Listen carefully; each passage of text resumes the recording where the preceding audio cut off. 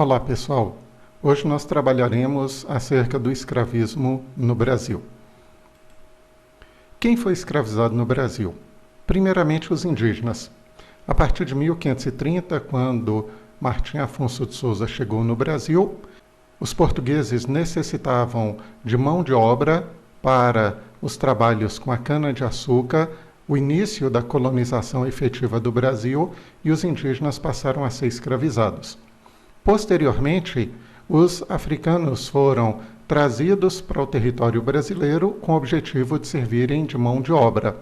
Então, esses dois grupos tiveram importância, sendo que os africanos superaram em número a quantidade de indígenas.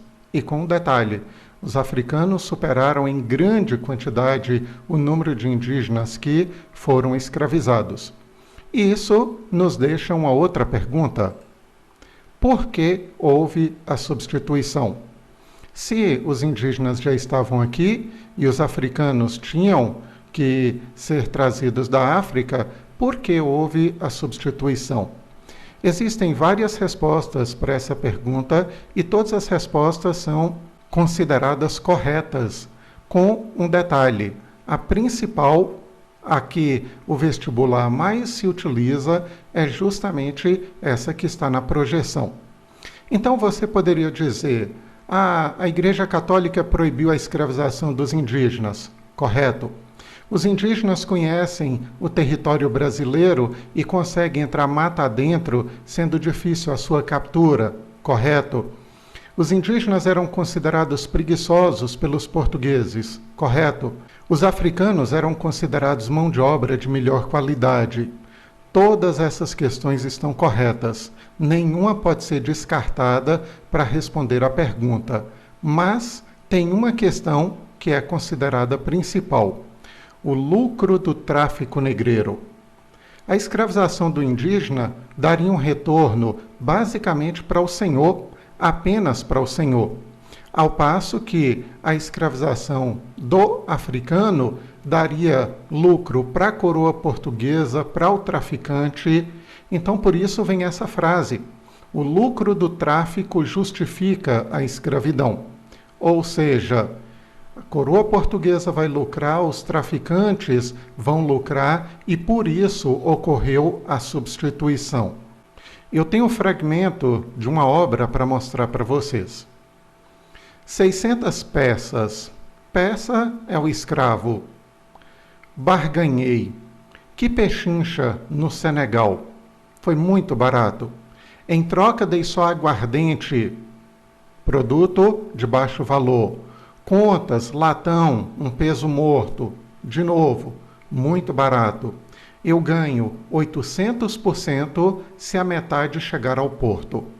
Então, como havia uma troca de produtos baratos, como tabaco e aguardente, por africanos, isso garantiu um lucro altíssimo. Então, confirma a ideia que o lucro do tráfico justifica a escravidão e justifica porque houve a substituição do indígena pelo africano como mão de obra escrava no Brasil.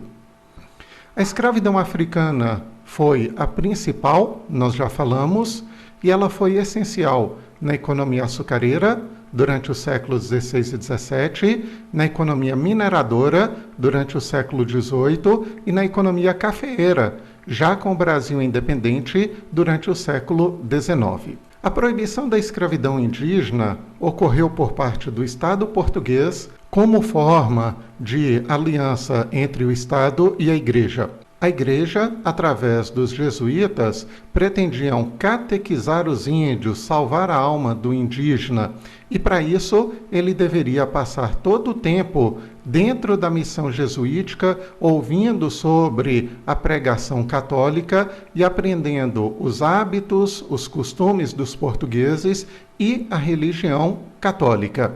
Então, por isso, houve essa proibição. Ainda assim, durante todo o período colonial, vários desobedeciam à determinação portuguesa e escravizavam indígenas.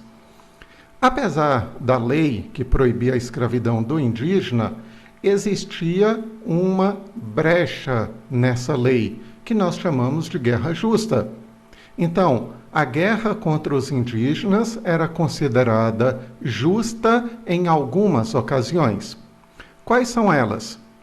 Primeiro, ataque aos colonos. Se um indígena ou uma tribo de indígenas atacar os colonos têm direito de revidar. Segundo, resistência à catequese. Se uma tribo de indígena não aceitar a catequização católica, é autorizada a guerra justa contra essa tribo indígena. E aqui vem um ponto muito importante. Um costume antigo, lá dos gregos e dos romanos, diz que o derrotado de guerra pode ser escravizado. Então, se utilizou da brecha chamada guerra justa para atacar os indígenas, vencer os indígenas e escravizá-los. Muitos colonos fizeram isso, alegando que previamente os indígenas haviam feito algum tipo de ataque contra a sua fazenda. Um outro ponto essencial é tratar acerca do tráfico negreiro. Vejam só esse mapa. A África cedeu milhões de escravos para o Brasil durante um período de aproximadamente 350 anos.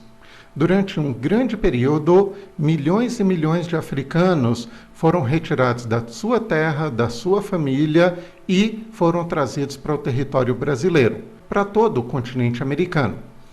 Nós temos aqui algumas rotas que traziam os escravos para o território brasileiro. Inicialmente, Portugal chegava, atacava as tribos africanas, capturava os derrotados e trazia para o Brasil. Mas houve uma outra forma de conseguir os escravos africanos. A outra estratégia utilizada por Portugal foi a seguinte: Portugal comprava os escravos de tribos africanas mais fortes, tribos africanas guerreiras, que já tinham escravizado outros africanos previamente. Então, quando os portugueses chegavam nessas regiões, já havia tribos mais fortes que tinham vencido outras tribos menores e os portugueses pagavam principalmente tabaco e aguardente para os chefes dessas tribos. Os negros eram retirados de sua terra e eram transportados até o Brasil. A viagem era muito desgastante para os negros, que chegavam a morrer entre 20% e 50%.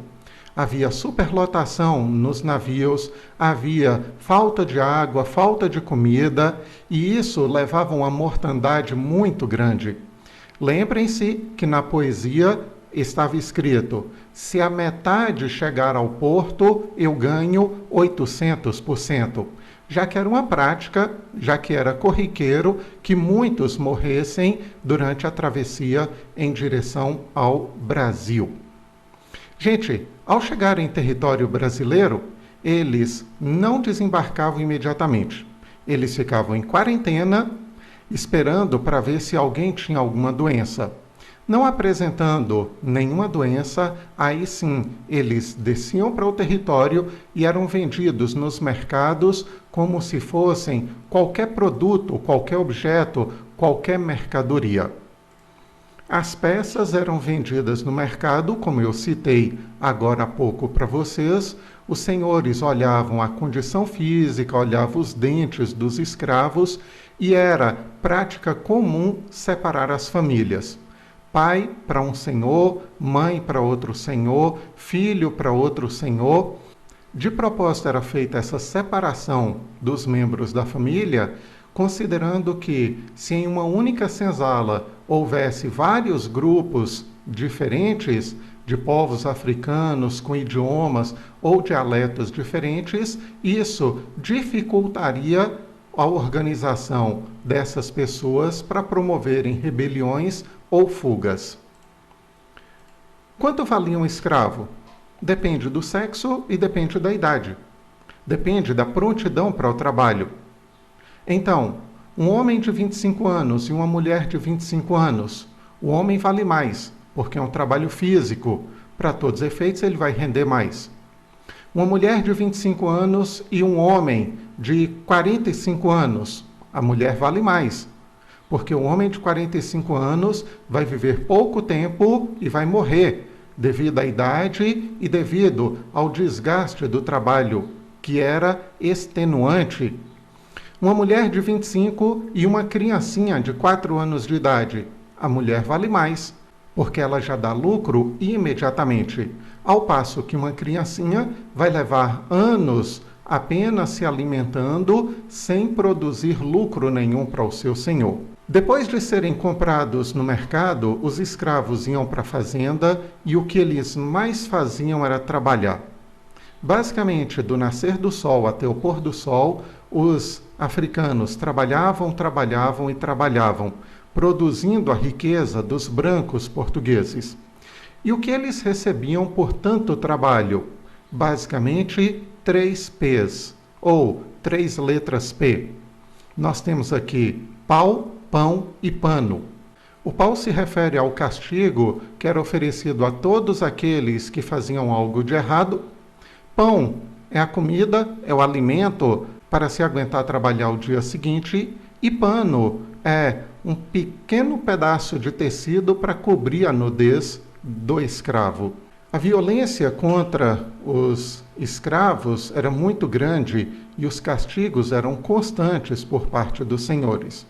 Como violência, podemos citar a violência sexual dos senhores em relação às suas escravas. Frequentemente, os senhores estupravam as suas escravas, que eram considerados um território do prazer. Os castigos eram comuns sempre que algum escravo fazia algo de errado. Tentava fugir, era recapturado, roubava comida. Qualquer coisa que fizessem de errado, eles eram severamente castigados. Um detalhe interessante é que havia várias formas de castigo, mas a forma mais comum, mais conhecida e talvez a mais terrível fosse o tronco. Exatamente um tronco de madeira bem firme no chão, em que o negro era algemado e ficava com as costas livres. O feitor de escravos chicoteava as costas do escravo, que muitas vezes ficava em carne viva. Apesar de toda a violência e todos os castigos que eram praticados pelos senhores, os negros nunca deixaram de se rebelar. Muito pelo contrário, havia várias formas de resistência dos negros contra aquela vida de escravidão. Podemos citar algumas formas, como, por exemplo, as fugas, suicídio, para não continuarem naquela vida, aborto. Mulheres grávidas frequentemente abortavam só para que os filhos das suas entranhas não viessem a padecer o que elas padeciam. Havia ainda o banzo, que era uma espécie de depressão profunda. Ele havia sido separado da sua família, da sua terra, perdeu a liberdade, é obrigado a trabalhar todos os dias de sol a sol, e isso fazia com que vários entrassem em uma depressão profunda. Uma outra forma de resistência à escravidão foi a capoeira. Além da dança, existe também a luta, e os negros capoeiristas eram odiados pelos senhores. Aqui nós temos uma pintura, uma representação de 2 negros jogando capoeira. Esses que eram habilidosos nessa arte eram considerados um grande perigo para os senhores, já que poderiam matar um feitor ou um senhor com uma facilidade muito grande. De todas as formas de resistência à escravidão, a mais famosa foram os quilombos. O quilombo é uma aldeia de negros fugidos. Então, agora há pouco, eu citei acerca das fugas. Às vezes fugia somente um escravo, às vezes fugiam 5, às vezes fugia a senzala inteira. E esse grupo de negros vivendo no meio da mata constituem uma comunidade chamada de quilombo. Então, nós estamos falando de um agrupamento de negros fugidos.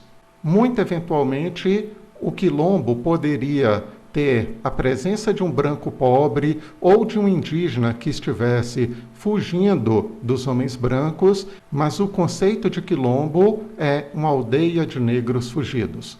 Os quilombos eram considerados uma ameaça ao escravismo, já que, sabendo que havia um quilombo nas proximidades, os negros sempre tentavam fugir para viver uma vida de liberdade.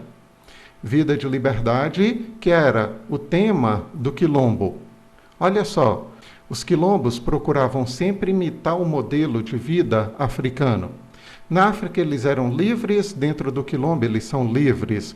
Na África eles tinham que trabalhar para o sustento, dentro do quilombo eles precisam trabalhar para o sustento. Na África era comum ter um rei, um chefe, um líder para aquela aldeia, para aquela comunidade. No quilombo isso também aconteceu. Existiram vários quilombos, nós poderíamos dizer que dezenas de quilombos durante toda a história do Brasil. E os senhores viviam muito preocupados e constantemente buscando alternativas para destruir os quilombos. Dentre todos os quilombos, certamente que o quilombo de Palmares foi o mais famoso. Ele existiu aproximadamente entre 1630 e 1695 e teve dois líderes, Ganga Zumba e o seu sobrinho Zumbi, famoso Zumbi dos Palmares. O quilombo de Palmares teve uma organização muito grande. Ele se localizava na Serra da Barriga, no atual estado do Alagoas. Considera-se que milhares de quilombolas, é o nome que se dá para o morador do quilombo, viviam em Palmares. E a organização militar que Palmares possuía era tão boa que existem registros que esse quilombo chegou a resistir 50 ataques promovidos pelos homens brancos. De todos os ataques, o mais famoso certamente aconteceu com Domingos Jorge Velho em 1694. Ele era um bandeirante, ele foi contratado para destruir o quilombo de Palmares e em 1694, depois de uma primeira tentativa fracassada, enfim, ele consegue o objetivo, a destruição do quilombo. Mas muitos vão considerar que o quilombo de Palmares só foi destruído realmente em 95. Isso porque Zumbi, o rei de Palmares, conseguiu fugir no momento da destruição em 1694. E havia uma lenda entre os escravos que Zumbi era imortal. Portanto, enquanto Zumbi estivesse vivo, Palmares continuaria vivo. Daí, Domingos Jorge Velho perseguiu Zumbi por aproximadamente um ano até conseguir encontrá-lo e matá-lo em 20 de novembro de 1695. Data essa que foi utilizada pela comunidade negra do Brasil para se criar o Dia da Consciência Negra. Atualmente se fala na Semana da Consciência Negra como um período para se parar e pensar sobre a situação da população negra no Brasil. É isso aí, pessoal. Ficamos para a próxima.